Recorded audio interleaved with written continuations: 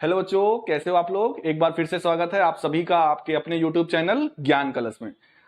बच्चों, सबसे पहले तो आप सभी को हमारी पूरी टीम की ओर से मैं शुक्रिया अदा करना चाहूंगा कि एक महीने के समय अंतराल में हम लोगों ने 1000 सब्सक्राइबर का टारगेट पूरा कर लिया है। और अगर आपका प्यार और विश्वास हम पर इसी तरह बना रहा तो हम आगे नई नई ऊंचाइयों को भी छुएंगे। तो खैर, फिर से मैं रिपीट कर रहा हूं, आप सभी को तहे दिल से हमारी पूरी ज्ञान कलश की टीम की ओर से बहुत बहुत धन्यवाद इतना प्यार बनाए रखने के लिए। सो बच्चों, हम लोग यहाँ पर सीयूईटी की प्रिपरेशन करवा रहे हैं और एक महीना पहले हमने इस चैनल की शुरुआत की थी, जिसका मोटिव यही था कि फ्री एजुकेशन, साथ ही साथ ऑनलाइन में बच्चों होता क्या था, वन वे एजुकेशन कहीं ना कहीं रह जाता था। बच्चे टीचर्स को देख तो लेते थे, टीचर्स जो पढ़ाते थे उसको हो सकता है समझ भी लेते थे, लेकिन बहुत जगह पे हमारी टीम ने ये नोटिस किया कि कहीं ना कहीं अब भी ये वन वे एजुकेशन ही रह जा रहा था। मतलब अगर बच्चे को कुछ पूछना है, जो चैनल्स बड़े हो चुके हैं, जिनके लाखों में करोड़ों में सब्सक्राइबर्स हो चुके हैं, मे बी वो आपका फ्रिक्वेंटली आपके रिप्लाई नहीं दे पा रहे हैं, तो हम इन सब चीजों को ध्यान में रखते हुए हम लोगों ने सोचा कि हमको बच्चों से जुड़ना है। ये वन वे एजुकेशन नहीं होना चाहिए, ये टू वे एजुकेशन होना चाहिए। तो इसी उद्देश्य के साथ हम लोगों ने शुरुआत की सीयूईटी बैच की और कोशिश की कि जितने भी बच्चों को, पूरे देश के मैक्सिमम जितने भी बच्चे पॉसिबल हो सके, हम उनको उनकी यूनिवर्सिटी में हम एडमिशन करा पाए। पूरी कोशिश हमारी टीम की यही है कि हम आप लोगों को आपके लक्ष्य तक पहुंचा सकें। तो आइए बढ़ते हैं आज के लेक्चर की ओर। बच्चों, आपको जैसे कि मैं थोड़ा सा एक रिकॉल करा दूं, जो बच्चे हो सकता है ये पहला वीडियो देख रहे हो। मैथमेटिक्स में डोमेन सब्जेक्ट, जैसा कि आपको पता है, डोमेन सब्जेक्ट आपके जो सीयूईटी के एग्जाम होने वाले हैं वो 3 कैटेगरी में डिवाइड है, 3 सेक्शन है। एक सेक्शन है लैंग्वेज का, दूसरा सेक्शन है डोमेन सब्जेक्ट का, और तीसरा सेक्शन है जनरल टेस्ट का। देखिए, क्या सभी को, जिन्होंने भी सीयूईटी अप्लाई किया है, क्या सभी को ये तीनों टेस्ट देना कंपलसरी है? ऐसा नहीं है बच्चों।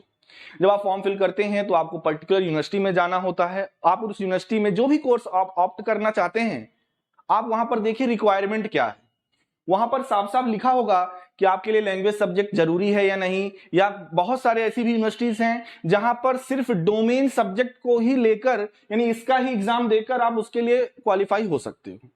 ठीक है, तो लैंग्वेज सब्जेक्ट में हिंदी हो गया, इंग्लिश हो गया, या कोई भी लैंग्वेज आप चूज कर सकते हो। इसी तरह से डोमेन सब्जेक्ट में फिजिक्स, केमिस्ट्री, मैथमेटिक्स, ह्यूमैनिटीज के सब्जेक्ट्स, कॉमर्स के सब्जेक्ट, ये सारे सब्जेक्ट्स डोमेन सब्जेक्ट्स में आते हैं। और जैसे मान लीजिए, हम लोगों ने पीछे बताया भी हुआ है, मान लीजिए किसी बच्चे को बीसीए करना है, इलाहाबाद यूनिवर्सिटी भी ऑप्शन है, बीएचयू भी ऑप्शन है, डीयू भी ऑप्शन है, कई सारी यूनिवर्सिटीज हैं बीसीए कराती हैं। अब डोमेन सब्जेक्ट में आप जाएंगे पर्टिकुलर यूनिवर्सिटी में, इलाहाबाद यूनिवर्सिटी सेक्शन में गए, वहां पर बीएससी करना है या बीसीए करना है, तो मिनिमम रिक्वायरमेंट आप देखेंगे तो वहां पर लिखा रहेगा कि physics, chemistry, math, computer science में से कोई 2 सब्जेक्ट अगर आप लेते हो तो वहां के बीसीए के लिए एलिजिबल हो। उसी तरह से अगर आप मैथमेटिक्स सेक्शन, मान लो आप बीएससी कोई बच्चा करना चाहता है, तो वहां पे भी ये लिखा रहेगा कि फिजिक्स, केमिस्ट्री, मैथ या कंप्यूटर साइंस में से कोई 2 ले लो। मान लीजिए किसी बच्चे ने मैथ लिया और कंप्यूटर साइंस लिया, तो सोचिए 2 सब्जेक्ट आपने डोमेन में लिया और इस 2 सब्जेक्ट से आप बीएससी के लिए भी एलिजिबल हो और बीसीए के लिए भी एलिजिबल हो। यह फायदा है। ये तो एक यूनिवर्सिटी का हो गया। इसी तरह अगर हो सकता है आपने मैथमेटिक्स और कंप्यूटर साइंस लिया हुआ है, तो बहुत सारी यूनिवर्सिटीज में बहुत सारे कोर्सेज के लिए आप एक फॉर्म से एक पढ़ाई, यानी आपको एग्जाम तो एक ही देना पड़ेगा ना, एक मैथ का, एक सीएस का।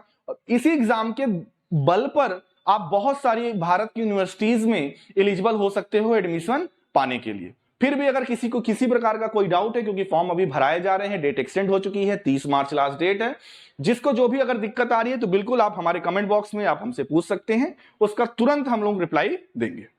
तो मैं बात कर रहा था मैथमेटिक्स की। मैथमेटिक्स, जैसा कि आपको पता है, डोमेन सब्जेक्ट में है और एक इंपॉर्टेंट सब्जेक्ट है, स्पेशली जो साइंस स्ट्रीम के बच्चे हैं उनके लिए, जो आगे साइंस से आगे बढ़ना चाहते हैं, जिनके डोमेन सब्जेक्ट में मैथमेटिक्स है। देखिए, मैथमेटिक्स में है क्या, 2 सेक्शन में डिवाइड। मैं ये पहले बता चुका हूं सिलेबस में डिटेल में, मैं थोड़ा सा रिकॉल करा रहा हूं। 2 सेक्शन में डिवाइड है, एक है सेक्शन ए और एक है सेक्शन बी।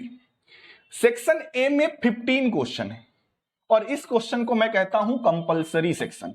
ये कैसा सेक्शन है? कंपलसरी क्वेश्चन है, कंपलसरी सेक्शन है। क्यों? देखिए, जब आप मैथमेटिक्स के सिलेबस में जाओगे, अच्छा बच्चों किसी को अगर सिलेबस की रिक्वायरमेंट होगी तो वो भी आप कमेंट बॉक्स पे रिप्लाई कर सकते हैं, मैं बिल्कुल डिस्क्रिप्शन लिंक में इसका पीडीएफ प्रोवाइड करवा दूंगा। तो मैथमेटिक्स और अप्लाइड मैथमेटिक्स, दो टाइप की मैथमेटिक्स आपने जब क्लास 12th में थे तो आपने देखी है, एक मैथमेटिक्स है और एक अप्लाइड मैथमेटिक्स। जनरली ये देखा गया है अगर कोई बच्चा मैथमेटिक्स लिया तो अप्लाइड मैथ नहीं लेता है, या अगर आप अप्लाइड मैथ लिए हो तो मैथमेटिक्स के स्टूडेंट्स नहीं रहते, अप्लाइड मैथ के लेते हो।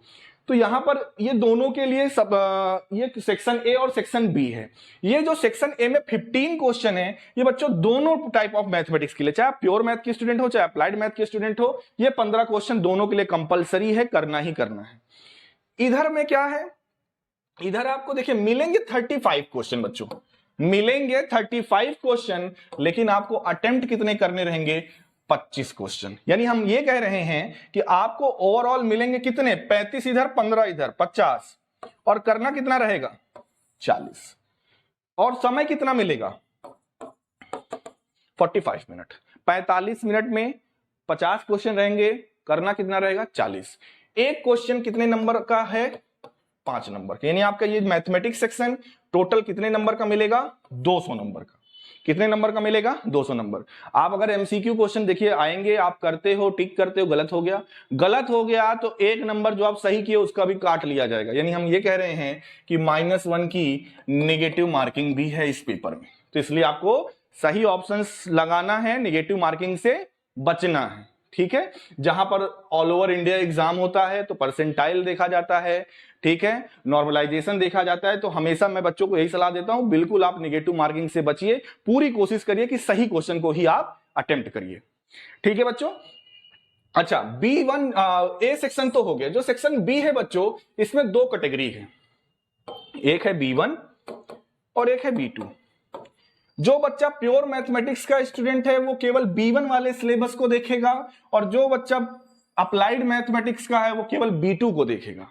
यानी ये कि अगर आप प्योर मैथमेटिक्स के स्टूडेंट्स हो तो आपको सेक्शन ए और B1 करना है, अप्लाइड मैथमेटिक्स के स्टूडेंट हो तो आपको सेक्शन ए और B2 करना है। ये आपका कॉम्बिनेशन रहने वाला है मैथ में, डोमेन सब्जेक्ट में। ठीक है, अगर आप प्योर मैथ के हो तो A+B1, अप्लाइड मैथ के हो तो A+B2। अच्छा, बहुत सारे टॉपिक्स बच्चों ऐसे हैं अगर आप सिलेबस देखोगे तो दोनों में कॉमन है। जैसे सेक्शन ए हो गया, प्योर मैथमेटिक्स के लिए भी 15 क्वेश्चन वही रहेंगे, अप्लाइड मैथमेटिक्स के लिए भी 15 क्वेश्चन वही रहेंगे। सेक्शन B1 और B2 में थोड़े बहुत चेंजेस हो सकते हैं, लेकिन मैं ये कहूंगा कि 50 to 60% आपका सिलेबस लगभग सेम ही है। फिलहाल हम प्योर मैथमेटिक्स को यहां पर फोकस कर रहे हैं, और फिलहाल ये जो टॉपिक हम पढ़ा रहे हैं, देखिए कैलकुलस यूनिट, जैसा कि आपने 12th में एग्जाम दे ही दिया है, 11 मार्च को कॉपियां भी चेक होने वाली हैं, तो आपको पता है जो आपकी कैलकुलस यूनिट थी आपके पेपर में कितना इंपॉर्टेंट थी। यूं कहा जाए 36 to 40 नंबर आपकी कैलकुलस यूनिट आउट ऑफ 80 में था। यहां पर भी ये कैलकुलस यूनिट बहुत ही इंपॉर्टेंट रोल प्ले करने वाला है। पूरी की पूरी कैलकुलस यूनिट, आप चाहे प्योर मैथमेटिक्स के हो आप चाहे अप्लाइड मैथमेटिक्स के हो, दोनों में आ रहा है। तो इसमें हमने क्या पढ़ लिया है, जो कैलकुलस का पहला पार्ट था वो था कॉन्टिन्यूटी एंड डिफरेंशियबिलिटी। ये दोनों ही टॉपिक बच्चों हमने पिछले वीडियोस में डिस्कस कर चुके हैं। इसके ये पूरा का पूरा चैप्टर हमने पढ़ा दिया है, इसके क्वेश्चंस करा दिए हैं। ठीक है, आज हम आए हैं कैलकुलस के अगले चैप्टर के साथ। जब डेरिवेटिव पढ़ लिया तो उसका एप्लीकेशन भी पढ़ना है। क्या चैप्टर का नाम क्या है जो आज हम लोग डिस्कस करने वाले हैं, उसका नाम है एप्लीकेशन ऑफ डेरिवेटिव। ठीक है बच्चों, क्या पढ़ना है हमें, डेरिवेटिव के क्या क्या एप्लीकेशन है। तो चलिए देखिए, पहले मोटा मोटा देख लेते हैं इस पूरे चैप्टर में पढ़ना क्या क्या है। हमें पढ़ना है rate of change. Rate of change क्या होता है, बहुत सारी क्वांटिटी हैं जो समय के साथ या किसी गिवन पैरामीटर के साथ चेंज होती रहती है। जैसे सर्कल है, सर्कल का एरिया रेडियस के साथ चेंज होता रहता है।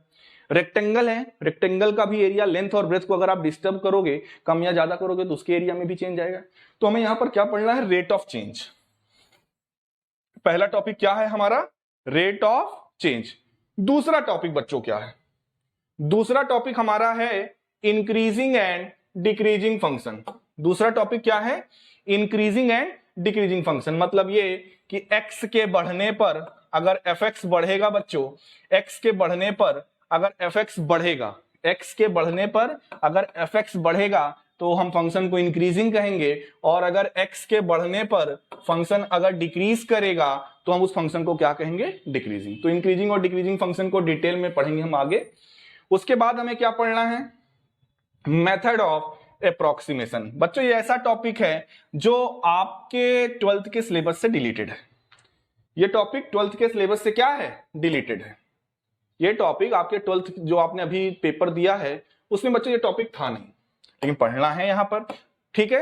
अब मेथड ऑफ अप्रोक्सीमेशन सर हमें पढ़ना क्या पड़ेगा, जैसे अगर मैं बात करूं, आप बताइए स्क्वायर रूट 36 क्या होगा, तो सर कहोगे 6 होगा। मैं पूछ लिया स्क्वायर रूट या क्यूब रूट 27 क्या होगा, तो आप कहोगे सर ये 3 होगा। अगर मैंने पूछ लिया स्क्वायर रूट 36.6 क्या होगा, तब आप क्या बोलोगे। तो रैंडमली बच्चों का रिप्लाई जानते हो क्या आता है, आप कहोगे सर 6 पॉइंट समथिंग। तो वो समथिंग क्या है, कैसे हम कम समय में इसकी एग्जैक्ट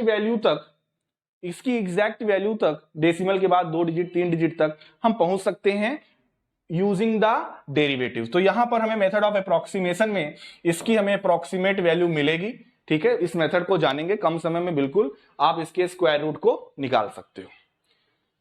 अगला टॉपिक है टेंजेंट और नॉर्मल। केवल अगर इस ईयर को मैं छोड़ दूं, जो अभी आपने एग्जाम दिया है, इससे पहले तो ये डिलीटेड देखिए नहीं हुआ करता था, लेकिन पता नहीं बोर्ड्स को क्या लगा, उन्होंने टेंजेंट और नॉर्मल को डिलीट कर दिया। एक चीज और बच्चों, जब हम 12th के सिलेबस में आते हैं बहुत सारी चीजें डिलीट होती हैं, बहुत सारी चीजें रहती हैं। बच्चों का एक क्वेश्चन ये रहता है, अगर सीबीएसई ने या किसी भी बोर्ड ने किसी टॉपिक को डिलीट किया तो क्या वो हायर एजुकेशन में जब हम जाते हैं तो टॉपिक हमको पढ़ने को मिलेगा कि नहीं। मान लीजिए हमने 12th में वो टॉपिक, जैसे अभी आप देख भी रहे हो 12th में आपने, हो सकता है टीचर ने आपके इन टॉपिक्स में जो डिलीटेड था वो नहीं पढ़ाया होगा, लेकिन वही टॉपिक्स आपको कंपटीशन में मिल रहे हैं। तो ये अप्रोच कहीं ना कहीं बिल्कुल मैं बोर्ड वालों से भी कहूंगा कि इसको वो ध्यान में रखें। अगर वो कोई टॉपिक डिलीट हो रहा है, अगर किसी सिलेबस में डिलीट है, तो वो टॉपिक फर्दर कंटिन्यू ना होना चाहिए, है ना। नहीं आप इंटर में आपकी बुक में वो चैप्टर या टॉपिक है, लेकिन पता चला जब आप कॉम्पिटेटिव जा रहे हो तब वहां पर आपको पढ़ना पड़ रहा है उसी टॉपिक को जो कि वहां से सीबीएसई ने या किसी बोर्ड ने डिलीट किया था। खैर टेंजेंट एंड नॉर्मल भी डिलीटेड था, लेकिन यहां पर हमें पढ़ना, ये क्या होता है, जैसे किसी कर्व के किसी पॉइंट पर टेंजेंट की बात करें तो टेंजेंट का इक्वेशन हो सकता है, स्लोप हो सकता है, पॉइंट ऑफ कांटेक्ट, ये सारी चीजें यहां पर हमें डिस्कस करने को मिलेंगी। नॉर्मल क्या होता है, इसी पॉइंट ऑफ कांटेक्ट पर क्या करो, एक परपेंडिकुलर डाल दो। जो टेंजेंट होता है और जो नॉर्मल होता है वो आपस में परपेंडिकुलर होते हैं। तो टेंजेंट का इक्वेशन, परपेंडिकुलर का इक्वेशन, ये सारी चीजें हम लोग यहां पर पढ़ेंगे। लास्ट, इस चैप्टर का लास्ट, डेरिवेटिव के तो एप्लीकेशन बहुत सारे हैं, इस चैप्टर का लास्ट बच्चों क्या है, मैक्सिमा एंड मिनिमा।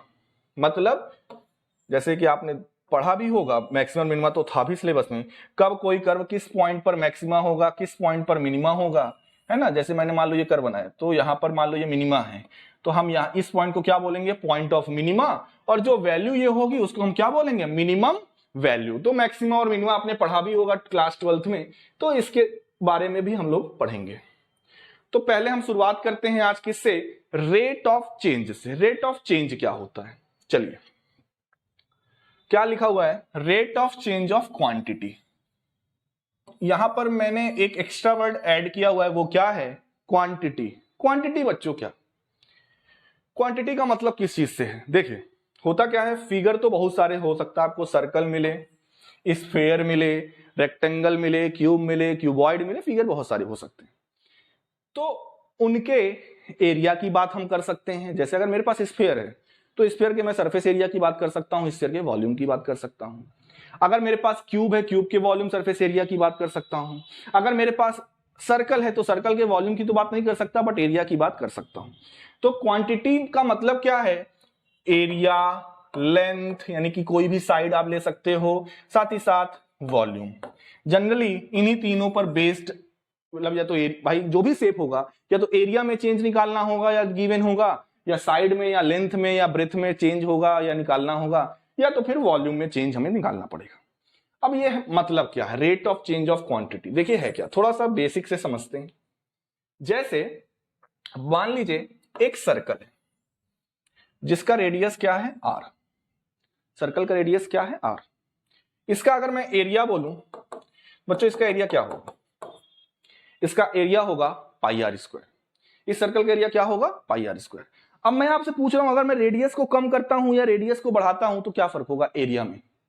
आपका ये रिप्लाई होगा कि सर अगर आप रेडियस को कम करेंगे तो सर्कल का एरिया कम हो जाएगा, रेडियस को बढ़ा देंगे तो सर्कल का एरिया बढ़ जाएगा। यही तो चेंज ऑफ क्वांटिटी है। किसमें? एरिया में। Change in area. हम यहां पर अभी जो डिस्कस कर रहे हैं वो किस पर चेंज डिस्कस कर रहे हैं? Change in area. किस फिगर का? सर्कल का। ये क्वांटिटी क्या है? यहां पर एरिया है। ठीक है, सर्कल का एरिया या तो बढ़ रहा है या तो घट रहा है, लेकिन डिपेंड किस पे कर रहा है? रेडियस पे डिपेंड कर रहा है कि नहीं? किस पे डिपेंड कर रहा है? रेडियस पे। तो बेसिकली हम ये कहना चाहते हैं बच्चों, जैसे सर्कल है उसका जो एरिया है वो किस पे अभी फिलहाल डिपेंड कर रहा है? डायरेक्ट आप लोगों को दिख रहा होगा कि एरिया अभी डायरेक्ट रूप से रेडियस पे डिपेंड कर रहा है। रेडियस के बढ़ने या घटने पर सर्कल का एरिया कम या ज्यादा हो रहा है। तो बेसिकली जो rate of change of quantity है हम इसको ऐसे डिनोट करते हैं dq बाई dp। इसका क्या मतलब है? q का मतलब हुआ क्या? क्वांटिटी। वो क्वांटिटी लेंथ, वॉल्यूम, एरिया कुछ भी हो सकती है। और p का मतलब क्या हुआ? पैरामीटर। क्या हो गया? पैरामीटर। मतलब जिसके रेस्पेक्ट में वो चेंज हो रहा है। जैसे अभी हमने सर्कल के एरिया की बात की, तो सर्कल का एरिया किसके रेस्पेक्ट में चेंज हो रहा था? रेडियस के रेस्पेक्ट में। रेडियस कम या ज्यादा होने से सर्कल का एरिया कम या ज्यादा हो रहा था।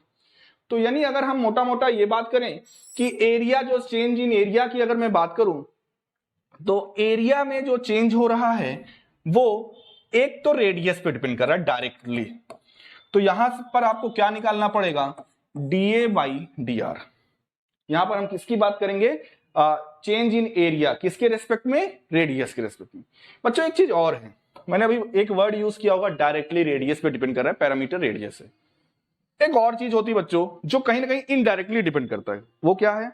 मतलब उस पर भी कहीं ना कहीं चेंज आपको देखने को मिलेगा। वो क्या है?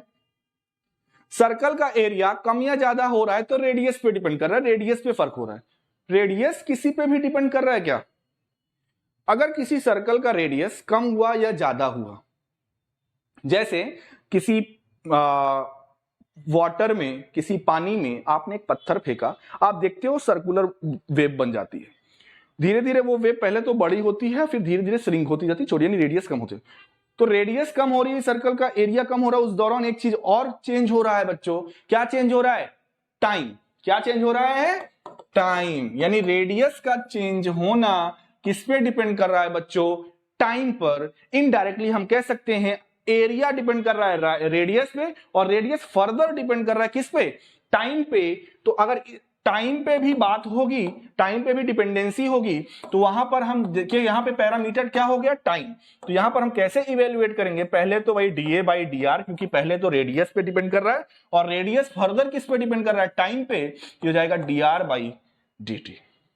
इस पूरे चैप्टर में यही दो चीज हमें करनी है। या तो वो डायरेक्ट पैरामीटर पे डिपेंड करेगा तो चेन रूल लगाने की जरूरत नहीं है, सीधा dA by dr, dV by dr जिस पे रिस्पेक्ट में देगा उसके रिस्पेक्ट में कर देंगे। अगर वो टाइम पे डिपेंड कर रहा है तो वहां पे चेन रूल लगेगा। पहले आपको उसको जो भी पैरामीटर पहला है, यानी रेडियस अगर है तो dA बाई dr, और रेडियस फर्दर डिपेंड कर रहा है टाइम पे तो dr बाई dt। यही दो चीज यहां पर है। तो हम बेसिकली ये कह सकते हैं कि यहां पर dq बाई dp जो है यही है rate of change of quantity. Depend किस पे कर? With respect to given parameter. ठीक है, rate of change of quantity with respect to given parameter.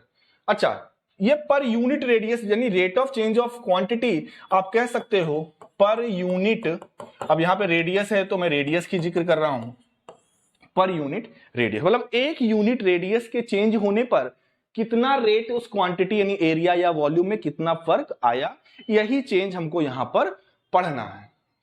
ठीक है, तो थ्योरेटिकली अगर हम बात करें तो हमें यहां पर क्या पढ़ना है? Rate of change of area या rate of change of volume या rate of change of side, length, breadth, कुछ भी हो सकता है। ठीक सॉरी, आगे बढ़ते हैं। आगे बढ़ते हैं। देखिए, अब इसी पर बेस्ड मैं एक क्वेश्चन लेकर आया हूं आप लोगों के बीच। क्वेश्चन क्या देखिए, A balloon which always remains spherical has a variable radius। एक बैलून है जिसका शेप कैसा है? स्फेरिकल है, और उसकी रेडियस कैसी है? वेरिएबल है, मतलब चेंजेबल है। चेंज यानी हम ये कह सकते हैं कि रेडियस चाहे कम हो या ज्यादा, लेकिन उसका बैलून का शेप हमेशा कैसा रह रहा है, स्फेरिकल रह रहा है। ठीक, find the rate at which the volume is increased with the radius. फिर से सुनिए, क्या फाइंड करना है, find the rate at which the volume is increasing with the radius, यानी हमें क्या फाइंड आउट करना है, dv बाई dr। किस पे डिपेंड कर रहा है, वॉल्यूम, रेडियस पे। बोल रहा है ना, find the volume is increasing with the radius when the latter is 12 centimetre. ये गिवन है कि जब r की वैल्यू क्या हो, 12 सेंटीमीटर हो, तब बताइए dv बाई dr कितना हो। चलिए शुरू करते हैं। वॉल्यूम ऑफ स्फीयर होता है बच्चों 4/3 पाई आर क्यूब। ये सीधा डायरेक्ट केस वाला है, आर के रेस्पेक्ट में निकालना है तो dv बाई dr अगर हम निकालेंगे 4/3 पाई और आर क्यूब का हो जाएगा 3r स्क्वायर। 3 से 3 कट गया, ये क्या आ गया 4 पाई आर स्क्वायर। अच्छा, ये तो आ गया dv बाई dr। अब ये गिवन है r की वैल्यू 10 आपको यहां पर रखनी, कब, r जब कितना हो, 12 हो। तो चलिए रखिए 4 पाई, क्योंकि आंसर शायद पाई में आ रहा है, चलिए देख लेते हैं, और इनटू में r का स्क्वायर मतलब 12 का स्क्वायर 144। तो ये कितना हो जाएगा, 4 4 जा 16, 4 4 जा 16 प्लस 1 17, 4 1 जा 4 प्लस 1 5, आंसर क्या आ जाएगा 576 पाई। देखिए यूनिट का यहां पर कहीं जिक्र है नहीं, अगर यूनिट होता तो हम क्या लिखते हैं, सेंटीमीटर क्यूब पर सेंटीमीटर। कुछ लोग कह सकते हैं सर सेंटीमीटर स्क्वायर लिख सकते हैं, लिखने को लिख सकते हो, बट वो बेटा वो एरिया रिप्रेजेंट कर देता, तो सही यूनिट हमें क्या लिखनी चाहिए, सेंटीमीटर क्यूब पर सेकेंड। तो ये तो था डायरेक्ट बेस पर क्वेश्चन। बढ़ते हैं अगले क्वेश्चन की ओर। Find the rate of change of volume of the cube when the side is 5 centimetre. यानी हमें rate of change of volume चाहिए किसके, क्यूब के वॉल्यूम में, और ए की वैल्यू कब चाहिए, जब जैसे वहां पर आर की वैल्यू 12 दी थी, यहां पर क्या दिया, when side is 5 centimetre. It is known that the side change at the rate of, जो साइड चेंज है वो किस रेट से चेंज हो रहा है, dA बाई dt। यूनिट से भी पहचान सकते हैं, पर सेकेंड की बात हो रही है, तो 2 सेंटीमीटर पर सेकेंड, क्या 2 सेंटीमीटर पर सेकेंड के रेट से साइड में चेंज हो रहा है। तो और अगर जब a की वैल्यू 5 होगी तो क्यूब के वॉल्यूम में चेंज कैसा होगा।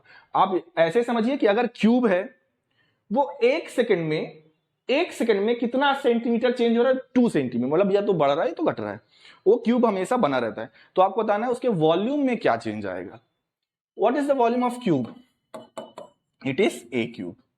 तो यहां पर हमें क्या चाहिए, dv बाई dt चाहिए, ये चेन रूल वाला है, क्या चाहिए, dv बाई dt। तो क्या करेंगे, पहले इसका आप a के रेस्पेक्ट में करेंगे तो ये हो जाएगा 3a स्क्वायर, और a का फिर से t के रेस्पेक्ट में करेंगे तो क्या आएगा, dA बाई dt। और dA बाई dt हमें यहां गिवन है तो रख देंगे इसकी वैल्यू तो क्या हो जाएगा 3a स्क्वायर की जगह पे 25, क्योंकि a की वैल्यू 5 गिवन है, और dA बाई dt कितना है 2, 25 दूना 50, 50 या 150, और यूनिट क्या है, dV बाई dt है ना, तो सेंटीमीटर क्यूब पर सेकेंड, पहला ही ऑप्शन इसका क्या हो जाएगा, सही हो जाएगा। तो बच्चों ये रेट ऑफ चेंज पे जो 2 टाइप का मैंने डिस्कशन किया था, ये वो दोनों टाइप के ही क्वेश्चंस हैं। बाकी इसके फर्दर एमसीक्यूज तो हम अगले वीडियो में डिटेल में डिस्कस करेंगे। आज सिर्फ हम केवल टॉपिक डिस्कशन कर रहे हैं, ये मोटो था कि टॉपिक को समझाना, ठीक है।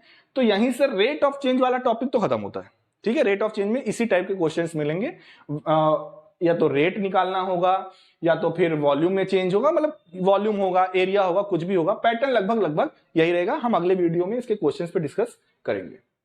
तो पहला टॉपिक तो खत्म होता है। अगला टॉपिक क्या था, अगर आपने स्टार्टिंग में ध्यान दिया होगा तो बच्चों अगला टॉपिक था इंक्रीजिंग एंड डिक्रीजिंग फंक्शन। ये क्या होता है sir, increasing and decreasing function. देखिए अभी मैं थोड़ा सा डिस्कस कर भी चुका हूं। जैसे कोई ग्राफ है, अगर क्या है, कोई ग्राफ है, ठीक, एक मैंने ये ग्राफ बनाया और एक मैंने ये ग्राफ बनाया। इधर वाले डेटा को हम कह रहे हैं x और इधर वाले डेटा को क्या कह रहे हैं, fx। अब जरा ध्यान से इस ग्राफ को देखिए, x के बढ़ने पर fx बढ़ रहा है कि घट रहा है, मतलब x ये है, fx ये है, इधर भी ये x है, ये fx है। x के बढ़ने पर fx बढ़ रहा है कि घट रहा है। जब x के बढ़ने पर fx बढ़ेगा तो ऐसे फंक्शन को हम लोग बोलेंगे इंक्रीजिंग फंक्शन। और जब x के बढ़ने पर fx घट रहा होता है तो बच्चों ऐसे फंक्शन को हम लोग क्या बोलते हैं, डिक्रीजिंग फंक्शन। तो मेरे ख्याल से एक मोटा मोटा ग्राफ के मीडियम से तो आपको समझ में आ गया होगा कि इंक्रीजिंग और डिक्रीजिंग फंक्शन क्या होता है। ये तो चलिए सिंपल वो था, इलस्ट्रेशन था। अब थोड़ा सा इसको और ब्रीफ में समझने की कोशिश करते हैं। ये तो मोटा मोटा आप ये समझो कि इंक्रीजिंग और डिक्रीजिंग फंक्शन होता क्या। जैसे यानी आप देख रहे हो कि ग्राफ बहुत इंपॉर्टेंट है। मान लीजिए एक फंक्शन है साइन एक्स। साइन एक्स का ग्राफ आपसे कहा जाए प्लॉट करो। मान लीजिए ये 0 है, ये पाई है, ये पाई बाई 2 है। यहां पे आप सभी को पता है पाई बाई 2 पर वैल्यू क्या होती है, 1 होती है। अब आपसे मैं पूछूं, बताओ साइन एक्स इंक्रीजिंग फंक्शन है कि डिक्रीजिंग फंक्शन है? मैंने आपसे क्वेश्चन राइज किया, साइन एक्स इंक्रीजिंग फंक्शन है कि डिक्रीजिंग फंक्शन? बताओ, देख के बताओ, इंक्रीजिंग है कि डिक्रीजिंग है? मैंने क्या बताया था, एक्स के बढ़ने पर एफ एक्स बढ़ेगा तो इंक्रीजिंग, और एक्स के बढ़ने पर एफ एक्स घटेगा तो डिक्रीजिंग। बट मैंने ये नहीं बताया था कि एक्स के बढ़ने पर अगर कभी एफ एक्स बढ़े और कभी एफ एक्स घटे तब क्या कहेंगे। तो देखिए यहां पर वही तो सीन हो रहा है। एक्स को जब आप बढ़ा रहे हैं, एक्स को जब आप बढ़ा रहे हैं तो एफ एक्स या तो बढ़ रहा है या तो घट रहा है ना, दोनों चीजें हो रही है। तो बच्चों जब कभी भी हम इंक्रीजिंग या डिक्रीजिंग फंक्शन की बात करेंगे तो वहां पर एक चीज की और बात होनी नेसेसरी हो जाती है, वो क्या है, इंटरवल। कि सर अगर आप पूछ रहे हैं साइन एक्स इंक्रीजिंग या डिक्रीजिंग है तो हमें किस इंटरवल पे बताना है। मान लीजिए मैंने आपसे कहा चलो बताओ 0 से पाई बाई 2, तो जानते हो आप क्या कहोगे, भैया 0 से पाई बाई 2 पर सर ये बढ़ रहा है ग्राफ, तो क्या होगा, इंक्रीजिंग। और मैंने पूछा फिर पाई बाई 2 से पाई, तो कहोगे सर पाई बाई 2 से पाई पर घट रहा है ग्राफ, एक्स बढ़ रहा है लेकिन एफ एक्स क्या हो रहा है, घट रहा है, तो ये क्या होगा, डिक्रीजिंग होगा। बिल्कुल सही।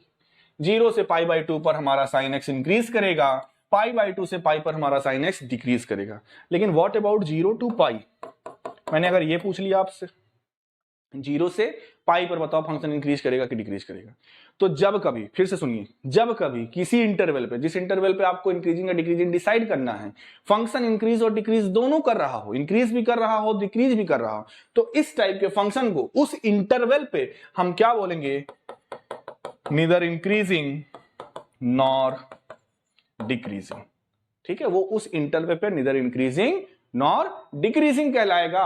हाँ, अगर क्वेश्चन ये पूछता कि 0 से पाई बाई 2 पर बताओ कि फंक्शन क्या है, तो आप बिल्कुल बोल सकते हो कि 0 से पाई बाई 2 पर फंक्शन क्या है, इंक्रीजिंग फंक्शन है। उसी तरह से अगर पूछा जाता पाई बाई 2 से 0 पर फंक्शन क्या है, यानी ये साइन एक्स कैसा फंक्शन है, तो बिल्कुल आप बोल सकते थे डिक्रीजिंग फंक्शन है। लेकिन अगर आपसे पूछा जाए 0 से पाई पर क्या है, तो आप इसका आंसर क्या दोगे, नीदर इंक्रीजिंग नॉर डिक्रीजिंग। ठीक है, तो आई होप आपको थोड़ा सा और क्लियर हुआ होगा इंक्रीजिंग और डिक्रीजिंग फंक्शन के बारे में। अच्छा, जितना भी हमने अभी बताया, क्या डेरिवेटिव का कहीं से यूज किया, इसमें कहीं से भी क्या डेरिवेटिव का यूज हुआ? मेरे ख्याल से तो नहीं हुआ, डेरिवेटिव का यूज नहीं हुआ। तो डेरिवेटिव का क्या यूज है, पढ़ तो रहे ना, एप्लीकेशन ऑफ डेरिवेटिव। अभी तो सर आपने डी बाई डी एक्स का यूज ही नहीं किया। चलिए समझिए डेरिवेटिव की एप्लीकेशन से कैसे इंक्रीजिंग और डिक्रीजिंग फंक्शन डिसाइड कर सकते हैं। यही ग्राफ लेते हैं साइन एक्स का, ठीक, 0 पाई पाई बाई 2, ठीक है, यहां पे वैल्यू क्या होगी, 1 होगी। आप सभी को पता है कि जब हम डिवाइड बाई डीएक्स की बात करते हैं किसी कर्व के पॉइंट पर, तो वो में क्या देता है, स्लोप ऑफ द टेंजेंट। तो मेरा ये कहना है कि 0 से पाई बाई 2 पर इस कर्व के हर एक पॉइंट पर, मान लीजिए एक्स एक्सिस ये है, हर एक पॉइंट पर हम क्या ड्रॉ करें, टेंजेंट ड्रॉ करें।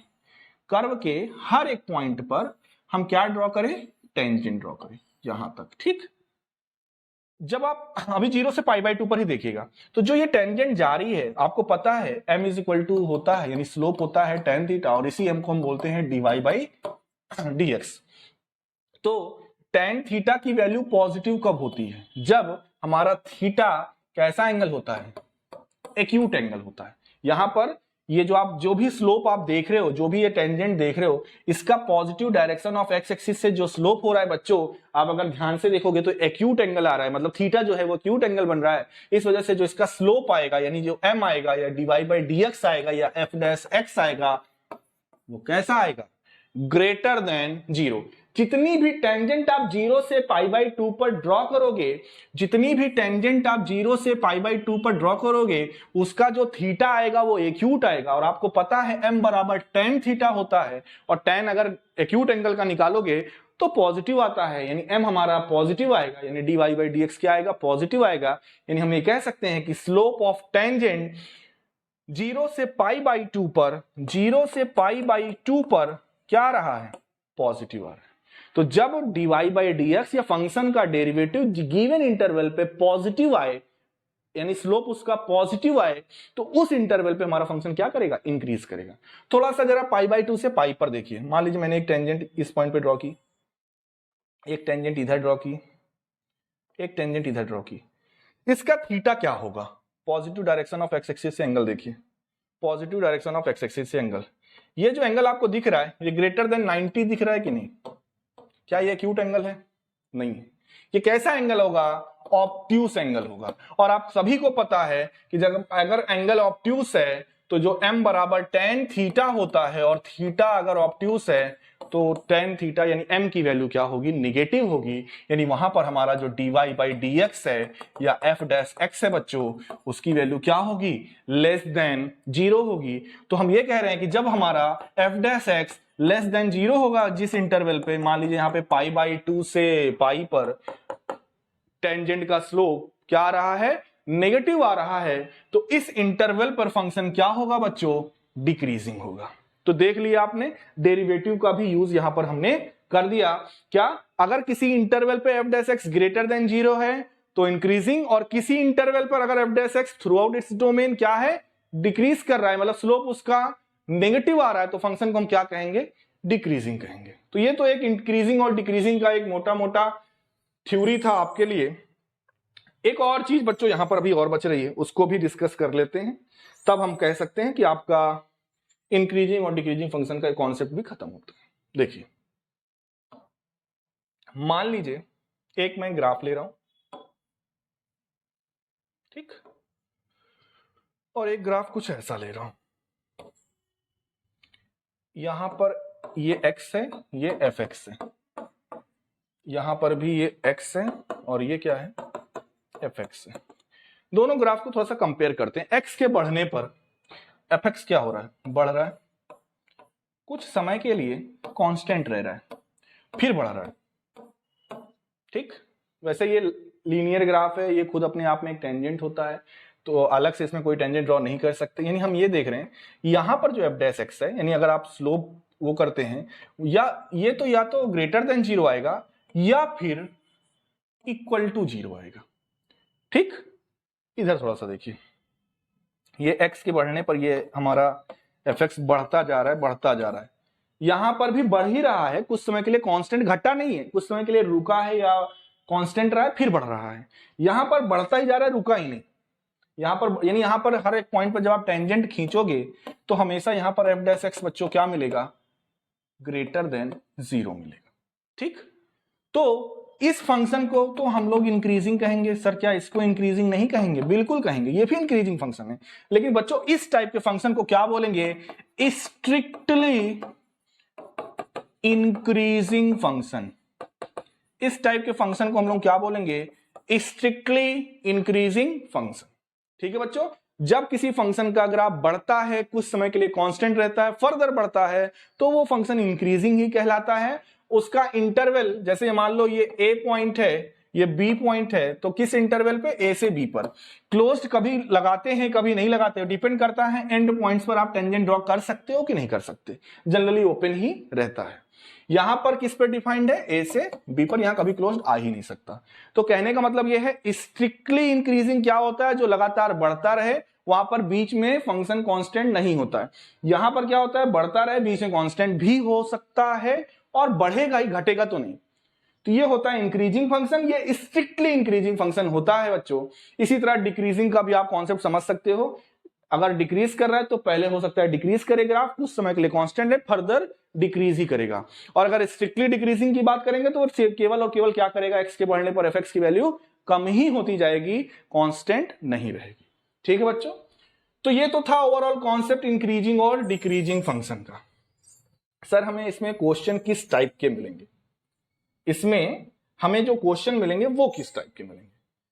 तो देखिए बच्चों, इसमें जो हमें क्वेश्चन मिलेंगे वो दो टाइप के मिलेंगे। किस टाइप के? पहला टाइप, आपसे क्वेश्चन में ये कहा जाएगा, क्या कहा जाएगा,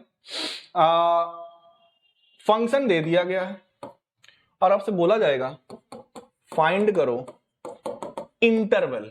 क्या फाइंड करो? इंटरवल, कि किस इंटरवल पर ये फंक्शन इंक्रीज होगा, किस इंटरवल पर ये फंक्शन डिक्रीज होगा। ठीक, मेथड्स हम आगे बताएंगे इसके बारे में कि कैसे निकालेंगे। दूसरा टाइप क्या होगा इसमें बच्चों, हमको ये तो दे गया fx दिया हुआ है, हमें इंटरवल फाइंड आउट करना है। दूसरा टाइप ये होगा fx दिया हुआ है और हो सकता है इंटरवल भी दिया हो।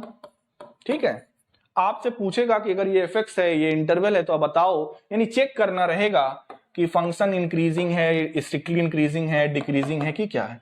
इंक्रीजिंग या डिक्रीजिंग हमें चेक करना रहेगा, फंक्शन इंक्रीजिंग या डिक्रीजिंग है ये चेक करना रहेगा। और दूसरा टाइप क्या है, हमें फंक्शन दिया जाएगा, हमें इंटरवल फाइंड आउट करना पड़ेगा। ठीक है, इसके क्वेश्चंस हम लोग आगे करेंगे तो आपको पता चल जाएगा कि इसका एप्लीकेशन क्या है, कैसे क्वेश्चंस को सॉल्व करते हैं। तो फिलहाल बच्चों आज के वीडियो में इतना ही। हमने रेट ऑफ चेंज समझा दिया पूरा, उससे रिलेटेड क्वेश्चन करा दिए, एक दो कराए हैं, अभी तो क्वेश्चन की सीरीज आनी बाकी है। अगले वीडियो में इसके कुछ क्वेश्चन हम लोग लेकर आएंगे। और यहाँ पर इंक्रीजिंग और डिक्रीजिंग फंक्शन के बारे में मैंने पूरा ग्राफ समझा दिया, इंक्रीजिंग और डिक्रीजिंग फंक्शन में डिफरेंस क्या होता है, क्या अंतर होता है। इसके क्वेश्चन अभी कराना बाकी है। अगले वीडियो में रेट ऑफ चेंज और इंक्रीजिंग और डिक्रीजिंग फंक्शन के क्वेश्चन हम कराएंगे। तब तक के लिए खुश रहिए, ऑल द बेस्ट।